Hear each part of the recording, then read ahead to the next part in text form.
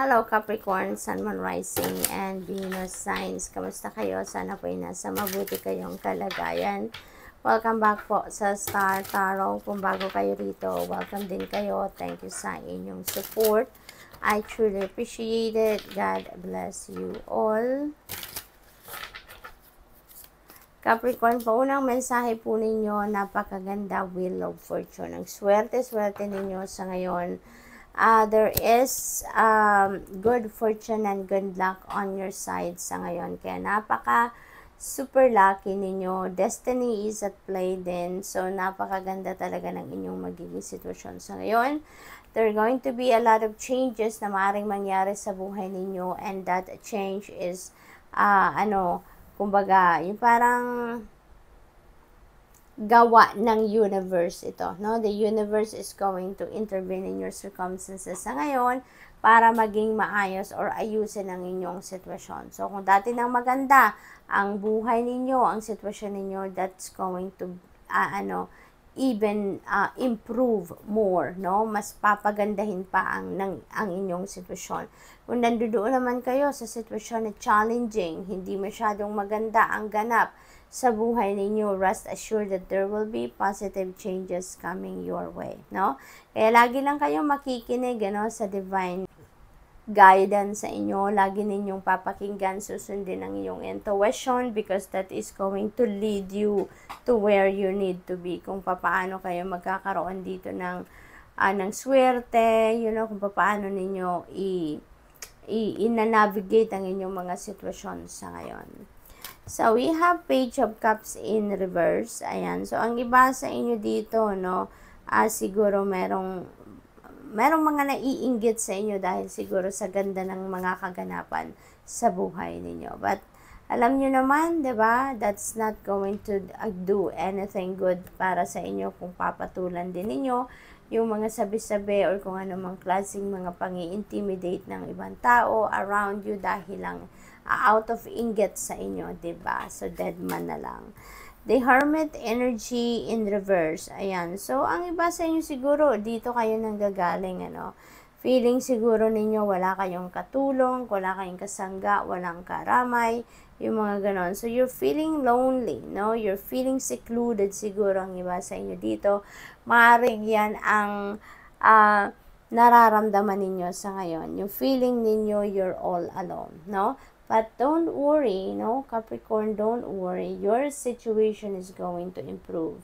Now, with the Wheel of Fortune, mababalot kayo ng swerte sa ngayon, mababalot kayo ng magagandang sitwasyon, magagandang pagbabago. And maybe this one day, you will realize na hindi pala kayo nag-iisa. Okay? You will realize na meron kayong karamay. Okay? So, what else? We have the Chariot energy. There is travel coming up for Capricorn dito. You're going to travel somewhere. Maaari din na magkakaroon kayo ngayon ng clear direction of where you are heading, no? Success also, no? Chariot is also about success, kaya meron kayo ditong pagtatagumpayan talaga. At maaaring kung ano man ang tagumpay na yan, that is going to open up swerte sa inyo, no? For others of you, maybe ang iba sa inyo dito is going to embark on a road trip, no? Maaaring mag-long drive kayo or posible din na madalas kayong mag-travel, no? Maaaring ganun ang ganap dyan. Siguro meron din ang iba sa inyong bibili ng sasakyan. Maybe you are shopping for a vehicle dito, Capricorn. Maaaring nagsa-shopping na kayo ng kung anong vehicle ang pipiliin ninyo, bibilhin ninyo, something like that. The World energy, napakaganda. We have the World, we have the Wheel. So, this is really a beautiful energy na bumabalot sa inyo, Capricorn. Okay? With the World energy, this is a time of success. This is a time of fulfillment, satisfaction, yung ganon. This is also a time of completion, Meron kayo dito mga matatapos na ng ginagawa, proyekto, pag-aaral, or maaari naman na meron dito mga pagle-level up ng commitment ninyo with your person. So, siguro may mga magbabago dito talaga na sitwasyon sa buhay ninyo at magle-level up na kayo. So, travel also is very imminent dito for some of you, and this could be international travel. Maaaring yung biyahe na to is work-related, pag-aaral, business-related, maaaring ganon ang ganap dito for some of you. So, maraming movement dito kayo, Capricorn. So, we have 6 of Cups. Ayan. So, this is coming home, no? Energy. So, Capricorn, maaaring uuwi kayo at magbabiyahe kayo, no? Pauwi kung saan nandoon siguro ang inyong pamilya, ang inyong mga anak, magulang, yung ganon, or asawa, boyfriend, something like that, no? So, you are coming home to see your family, no? Yung ganon. Posible din ang iba sa inyo dito may reunion, no? Meron kayong pagkikita-kita dito ng ng mga mahal ninyo sa buhay, mga magkakaklase siguro, pamilya, something like that. There is also dito pagkikita ng inyong person. Maaring yung na to, yung ex-person, kumbaga, yung ex-jowa ninyo. Maaring magkita kayong muli sa ngayon at or siguro magkikita kayo dito ng kaibigan ninyo, long lost friend ninyo, and maybe mag-cross muli ang inyong landas, no? At ngayon ay maaaring uli sila, pumasok muli sila sa buhay ninyo. So, what else? We have 3 of Cups. Ayan. So, there is a celebration dito for some of you. So, definitely, yung pagkikita-kita ninyo na to, you are going to celebrate something. Maaring uuwi kayo dahil meron kayong celebration na a-attendan. Maaring graduation ng anak ninyo kung meron na kayong anak. Maaring merong kasalan, kayo uuwi kayo, or maybe you are just going to pay a visit, no? Sa inyong pamilya, magulang, mga anak, something like that. So, there could be also, dito, parties, social gatherings na maaaring kayo ay maiimbitahan. Kung hindi man kayo yung mag-host ng party na yan, maaaring kayo ay maiimbitahan. So, good luck, and that's all I have for you for today. Thank you for watching. Love and light. Namaste. Hello, Virgo, Sun, Moon, Rising, and Venus signs. Kamusta kayo? Sana ba'y nasa mabuti kayong kalagayan? Welcome back po sa Star Tarot. Kung bago kayo dito, welcome din kayo. Thank you sa inyong support. I truly appreciate it. God bless you all. Virgo, tignan natin kung ano ang mensahe para sa inyo for today. We have Ace of Cups. This is overflowing of blessings coming in. Napakaganda, napakaswerte ninyo dito. Kasi merong offer sa inyo ang universe dito, no? Na offer na kung ano ang kailangan ninyo sa ngayon, yun ang ibibigay sa inyo, no? And ang maganda rin dito, kung ano yung blessing na parating, kung ano yung blessing na ibibigay sa inyo, that's gonna come in abundance, okay? You are going to be feeling joyful dito, no? Overflowing of joy ang mararamdaman ninyo dito, Virgo. Okay, this is really a beautiful energy.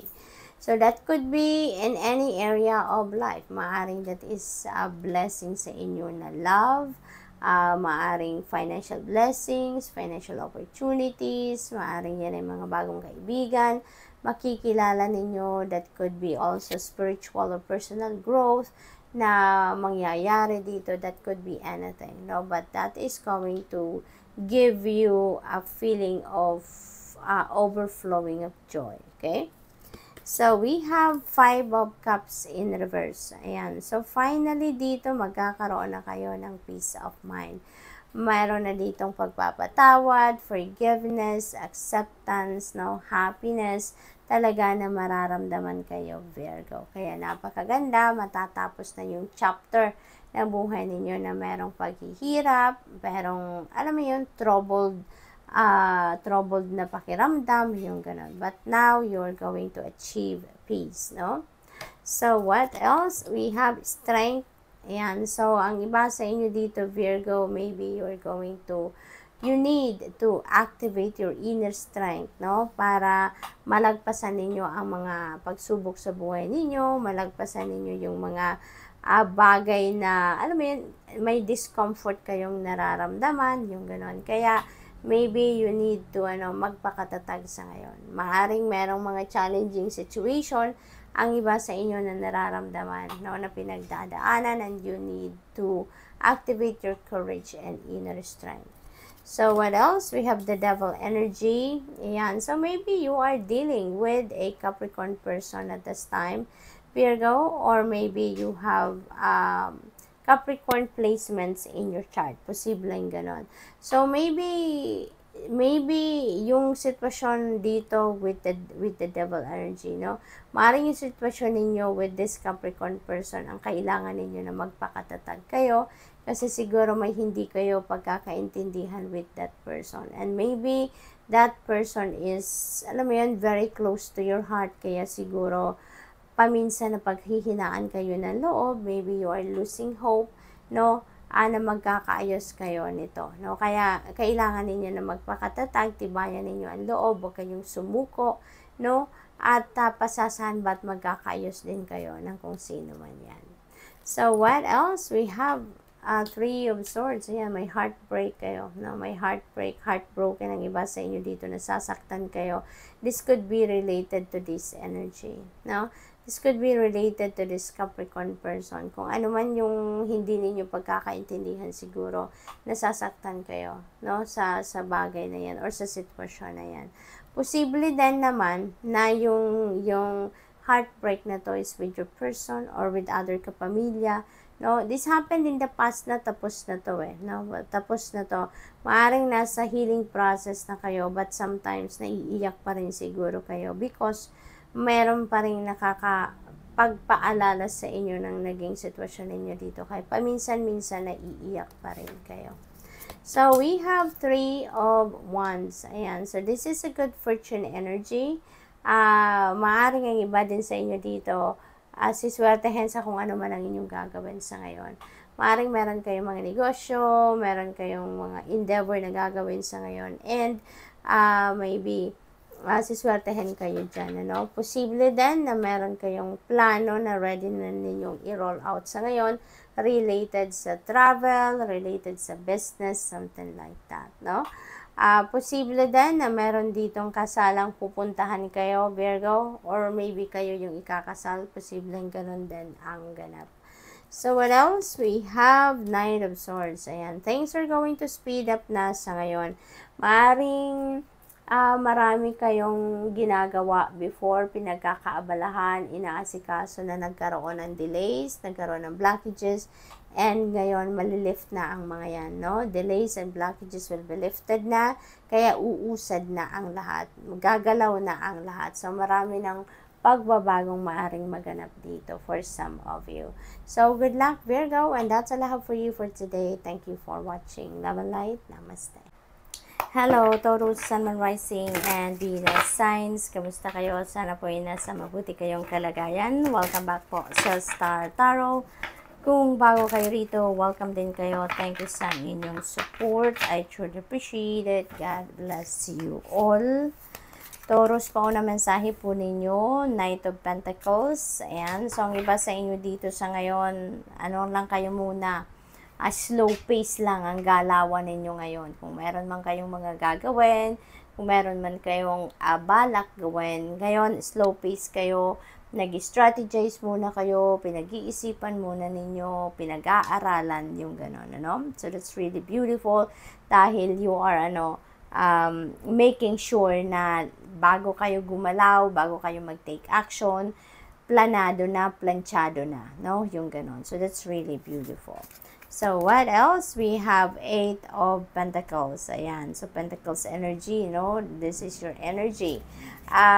Ang iba sa inyo dito talagang naririnig ko, Taurus, workaholic. So, siguro, sobrang sipag ninyo, sobrang tiyaga ninyo, sobrang dedicated, committed kayo sa inyong trabaho, no? Nakikita naman ninyo dito, parang siguro you work to perfection, no?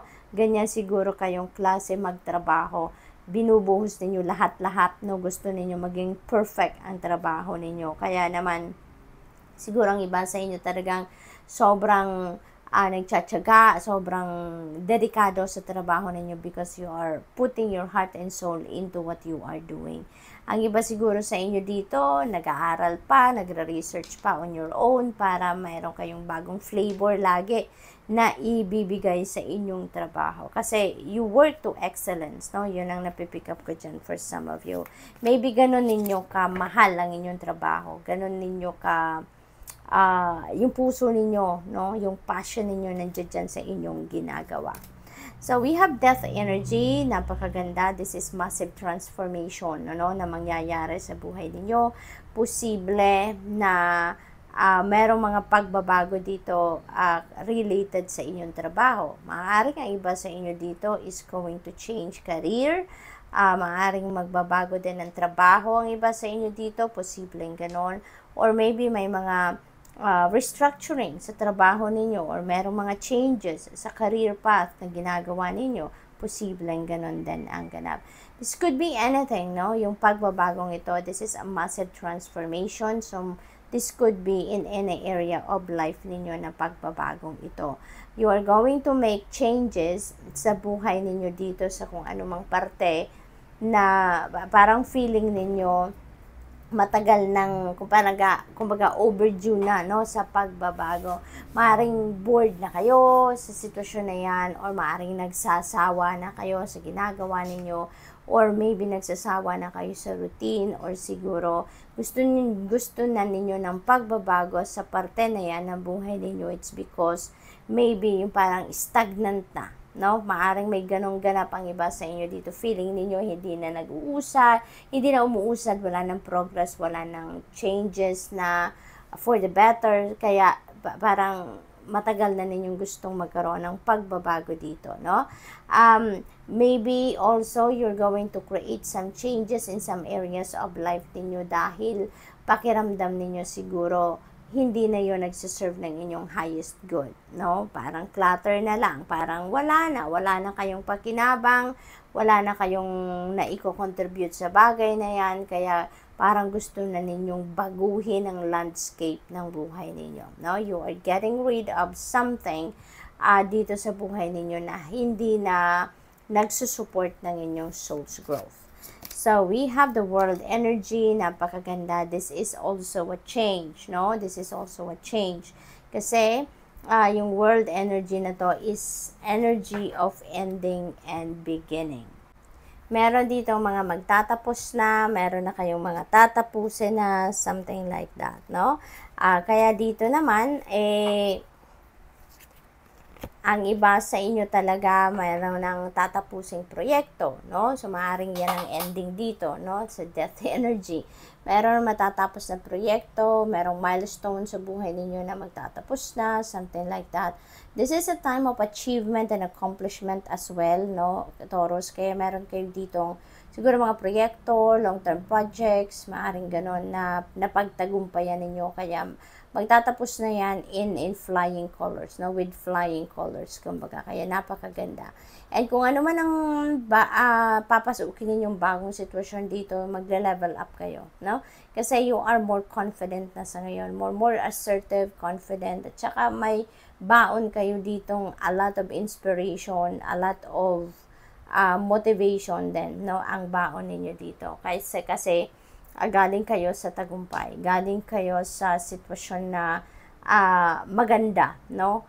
At kaya inspirado kayo, motivated kayo.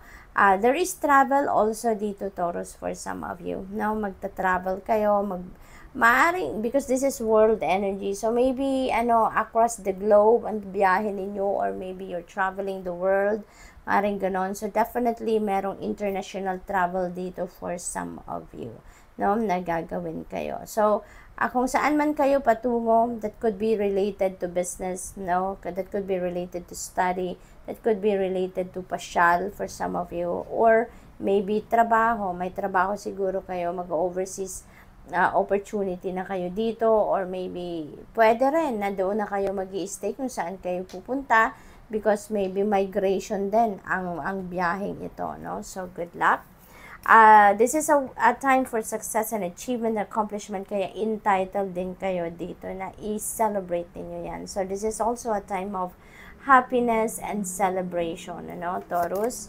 We have Five of Pentacles in reverse. So, this is really beautiful kasi ibig sabihin nito na makaka-recover na kayo sa mga financial hiccups ninyo, sa mga financial constraints, financial problems na pinagdadaanan ninyo kung meron man, ano? Isa din ito sa parte ng buhay ninyo na mapagtatagumpayan ninyo sa ngayon. You are coming out of scarcity. You are coming out of financial problems dito, no? So, there's going to be some breakthrough. Siguro na parating pagdating sa pera at mapagtatagumpayan nyo din kung ano man ang mga problemang pangkaperahan na pinagdaanan ninyo, no? So, positive changes coming your way. Siguro sa trabaho, sa money, career, finances, at kung sa relationship din, no? This could also apply to that. So, we have Queen of Pentacles in reverse. Ayan. So, ang iba sa inyo dito may imbalance, no? Sa sobrang sipag ninyo sa trabaho, focus siguro kayo sa pagtatrabaho, sa career, negosyo ninyo. Kaya there is an imbalance happening sa buhay ninyo. Maaaring meron ditong mga parte ng area ng buhay ninyo na hindi ninyo na bibigyan ng oras, panahon, atensyon because you are so focused on working, on your career, on your negosyo siguro, no? Kaya maaaring pati pag-aalaga sa katawan ninyo, pag-aalaga sa sarili ninyo, pag-aalaga sa pamilya, maybe hindi rin ninyo nabibigyan masyado ng oras yan, ano? Kaya, this is calling you for balance. No? This is calling you to bring the balance back in your life para mabigyan ninyo ng karampatang oras, panahon, atensyon, yung lahat ng areas ng buhay ninyo para maging balance lang ang lahat. Okay? So, we have Four of Wands. Ayan, this is a celebratory energy. Merong kasalan din dito, engagement, reunion, meron dito mga party, social gatherings. Now, na maaano kayo, gagawin kayo or pupuntahan ninyo or maaring kayo din ang mag-host nito. So, posible, no, na yung mga achievement ninyo, accomplishments ninyo na makakamit ninyo sa world energy, yun ang isa-celebrate din ninyo. Well, entitled naman kayo for that, kaya i-enjoy ninyo yan, i-embrace ninyo yan, i-savor ninyo yan, ano? So, travel also is imminent for some of you dito, no, with the Four of Wands. Kaya definitely, maaaring merong international travel ang iba sa inyo, meron domestic travel, meron ditong alam mo yan, siguro karatig bayan lang or karatig city lang yung travel ninyo dito, no? Taurus. So, good luck po. And that's all I have for you for today. Thank you for watching. Love and light. Namaste.